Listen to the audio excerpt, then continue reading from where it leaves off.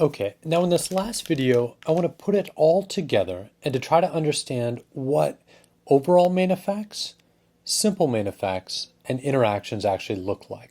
Remember, in order to detect overall main effects, we're going to need to average the two groups that are within each condition. So we're going to do this twice for each graph, once for the treatment versus control, and once for the single dose versus multiple dose conditions. So let's take a look at this. First, let's do this for the treatment versus the control group. So up here in the control group, what I've done in drawing this line right here is to average the single dose of the control and the multiple dose of the control. So I kind of find what the average point of both of these is right here. And I've drawn this line, and especially as it intersects with that line, to symbolize this is the average of the control groups.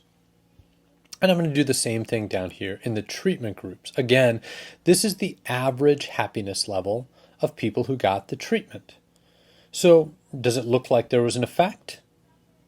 How would you explain this overall main effect? What I'm going to do is I'm going to ask you to give your first response to each one of these.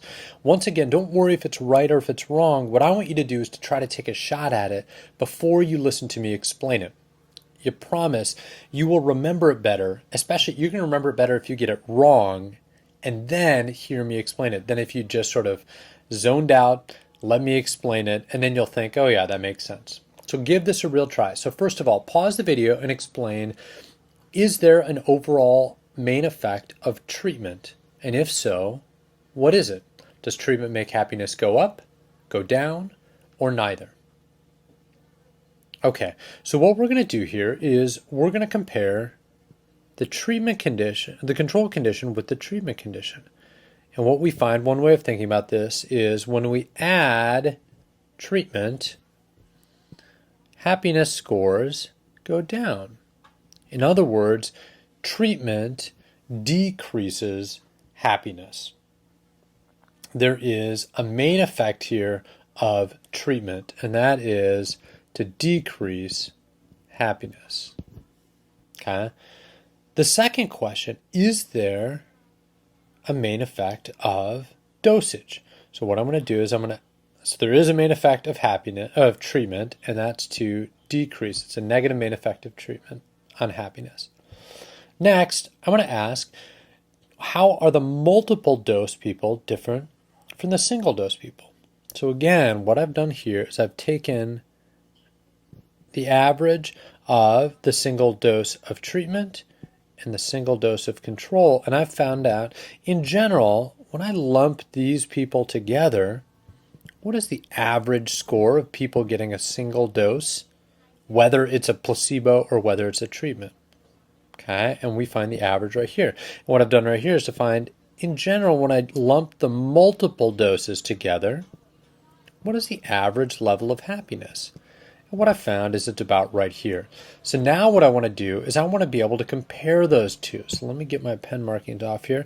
So now I want to be able to compare the single dose to the multiple dose. And what I find is when I add more doses, what happens? So jot your answer down below. What is the overall main effect of dosage? Okay. The overall main effect of dosage, and there is an overall main effect here, the overall main effect of dosage is, if it's a negative treatment, it's a positive effect of dosage, meaning moving from single dose up to multiple doses has the effect of increasing happiness. Okay, so in other words, one of the other ways to look at this is when I lump these single doses together, in general, people are scoring lower on happiness than when you lump the multiple doses. Here, they're increasing in their happiness on average. Okay, so there's two main effects. The second question is whether or not there's an interaction. So pause the video and write down below whether or not you think there's an interaction. Okay, there is, for this graph, there is no interaction. How do we know that? We know that because this line is parallel with this line. In other words, we have the same effect for dosage in the treatment condition as we do in the control condition. In both these conditions, increasing dosage increases happiness by the same amount. We have two parallel lines, or another way of saying that is the effect of one variable on happiness is the same regardless of whether they're in the treatment or the control condition. Okay, so now let's take a look at a second graph down below. Let me clear this again. Let's take a look at a second graph down below. So in this bottom graph, my first question is there a main effect for treatment? Pause the video and write your answer below. And if so, does treatment make happiness go up? Does treatment make happiness go down? Or does it do neither? Okay, so in order to figure out this one, what we need to do is we need to take a look that there is no main effect here for treatment. How do we know that? Well, let's take a look.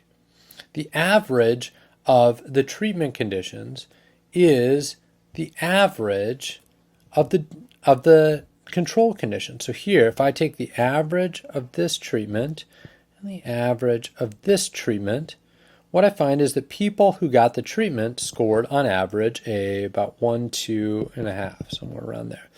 They scored a 2.5. Now I want to compare my treatment to the control.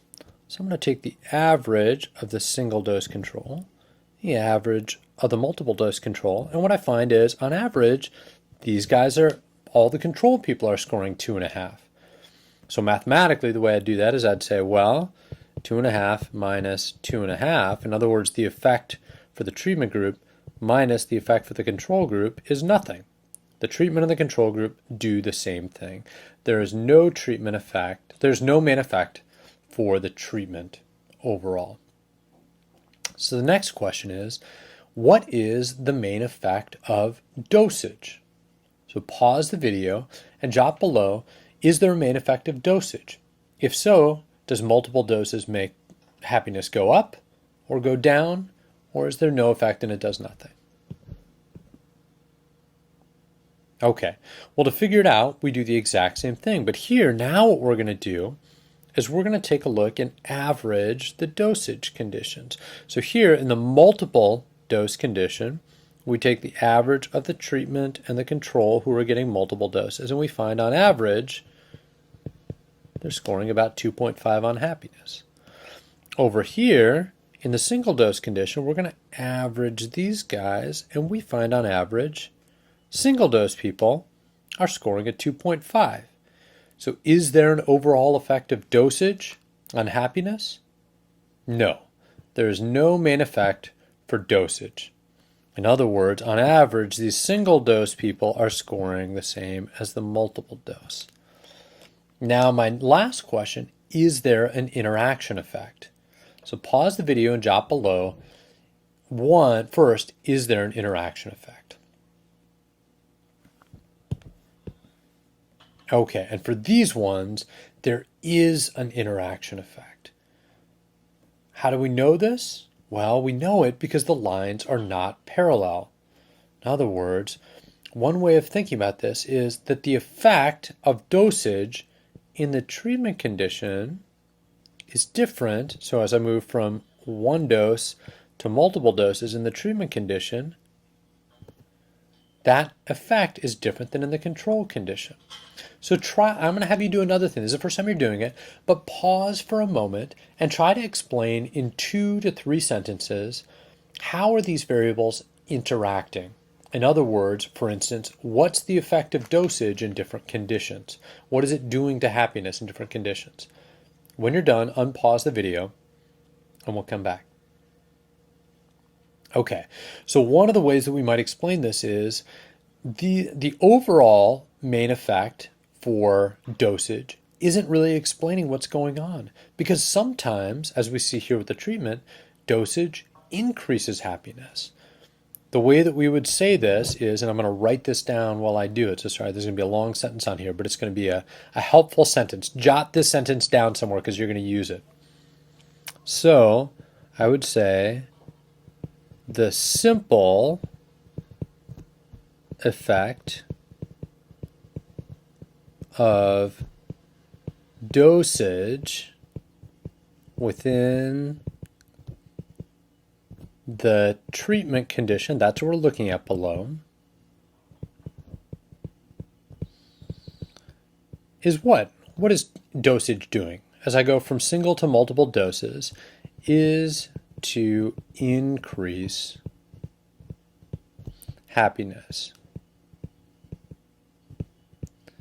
But what is it doing in the multiple dose condition? Well, if I take a look down here, or sorry, in the control condition, the simple effect of dosage in the control condition rather, this is all within the control condition, both those circles, the simple effect of dosage in the control condition is to decrease it. I'm going to abbreviate here, the simple effect of dosage in the control condition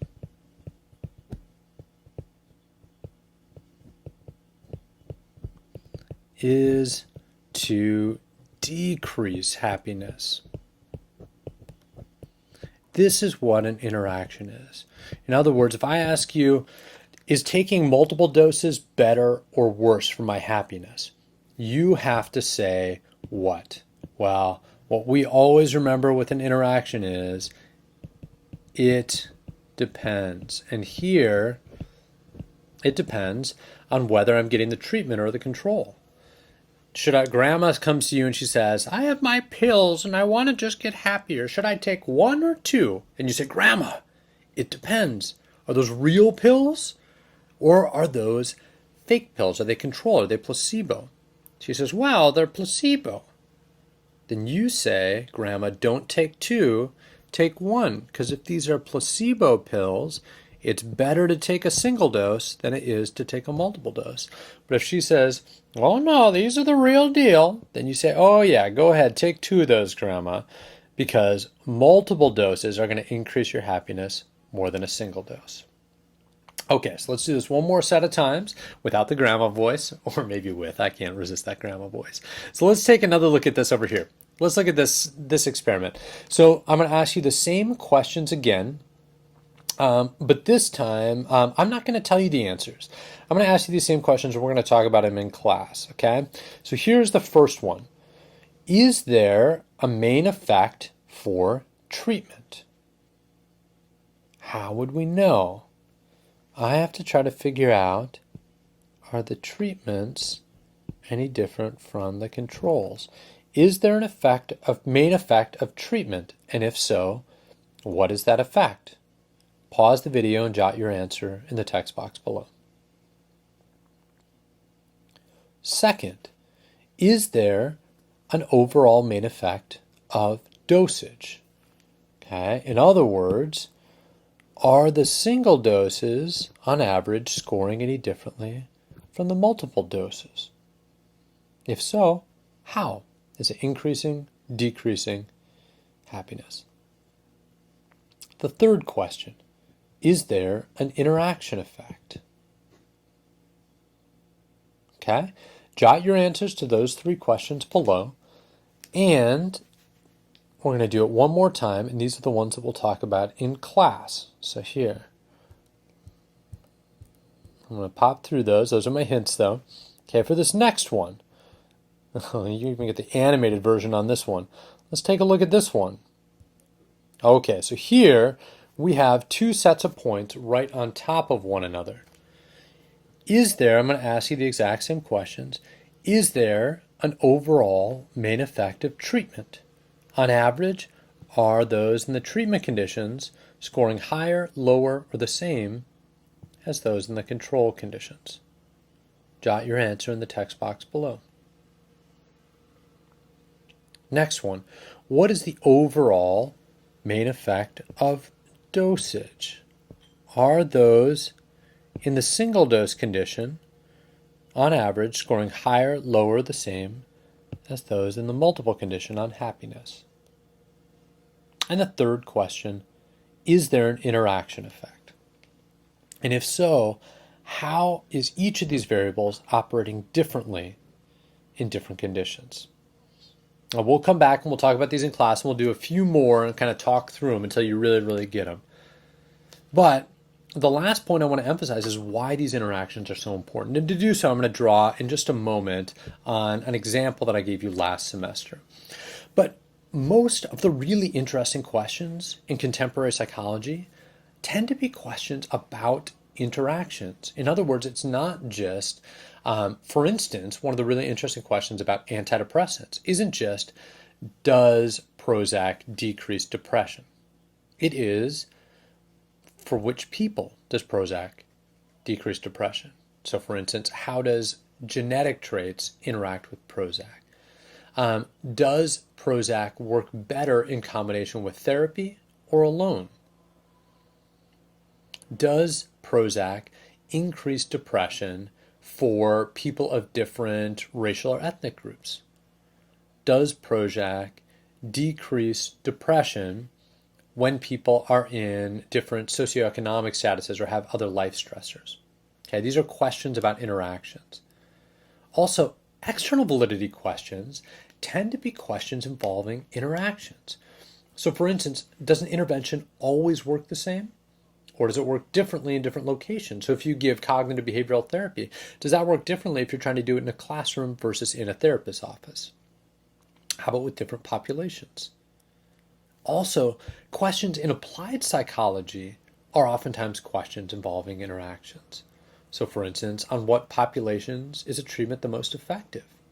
And turns out, actually, I gave this example a little earlier, but traditional psychotherapy tends to have higher levels of efficacy with white versus people who identify as other races for a variety of reasons. But this is a question about interactions.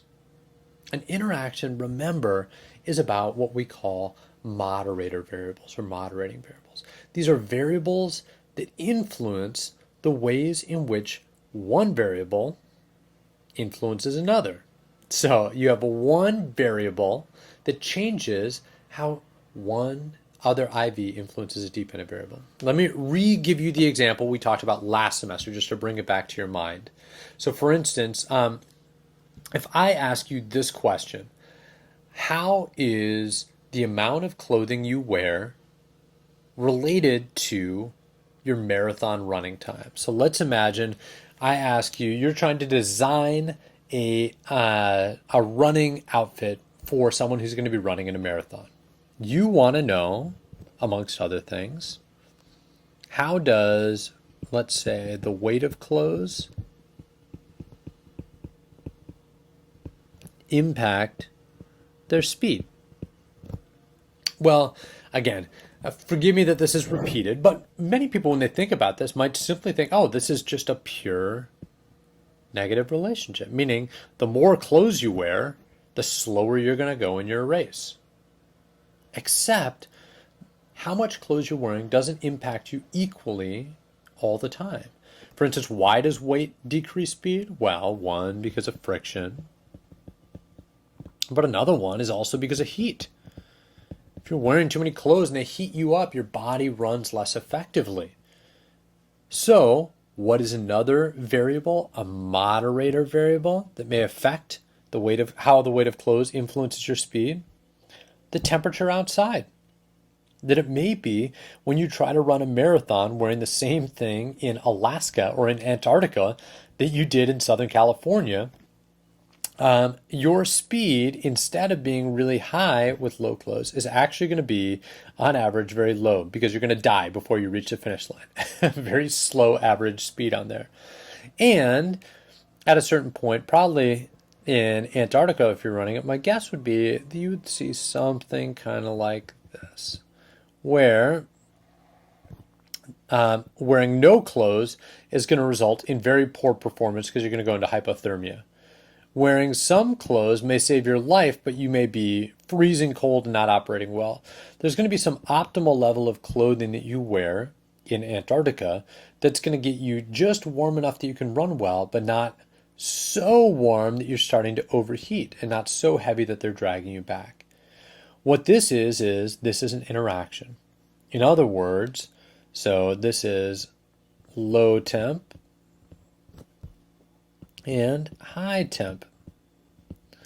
The temperature, ambient temperature, influences the way in which the weight of clothes affects speed. In high temperature environments, we could say there's a strong negative relationship. And in very low temperature environments, maybe there's a curvilinear relationship. And who knows what these numbers would actually be like. This is just an example. So if you're running, what you may want to do is you may want to wear this sort of moderate amount of clothes. Okay, so in a 2x2 factorial experiment that we've been talking about, there's a lot of different results you could get. You could get, for instance, one main effect and no interactions. You could get two main effects and no interaction. You could get two main effects and an interaction. You could also have an interaction effect without overall main effects. And we'll talk about what that would look like in class too. You can also have one main effect and an interaction. You can have two main effects and an interaction or no interaction. Sorry, this should be an interaction. Or no, and an interaction, because we did. All that to say, many different possible results of an experiment like this. Okay, so if we're trying to interpret these results, if you have main effects without interaction, it all adds up. In other words, this is basically like two simple experiments that you've done. So in our previous example, if we go back here, where we had two main effects on this top one, two main effects, main effect of treatment and of dosage, and no interaction, this all adds up. Meaning, in general, the more doses you have, the happier you are. And here, getting a treatment versus a control decreases your happiness. But there's no interaction. There's nothing to complicate it. However, when there are interactions, this is when combining factors leads to the kind of effects that appear to differ. Okay, when you put two things together, like, let's go back to this earlier one. Now let's look at the bottom. Here, let me delete these markings. If we look at this bottom one, now all of a sudden combining dosage and treatment together, things don't add up anymore. If we were only looking at dosage, like if we did a simple experiment where we gave people a little bit of SSRI versus a lot, it would look like the more you give, dosage increases happiness. But if we did the exact same thing, but just in a control condition, then it looks like dosage decreases happiness. This doesn't add up. What does dosage do? Well, it depends. And this is why it's really critical to look at whether or not an experiment has an interaction. Because if so, we need to interpret those simple effects differently. Okay, so in class, we're going to try to practice through some of those. We can talk through any questions you have on those, but congratulations for making it through, because Factorial ANOVAs is probably the most complex level that we're going to talk about this semester.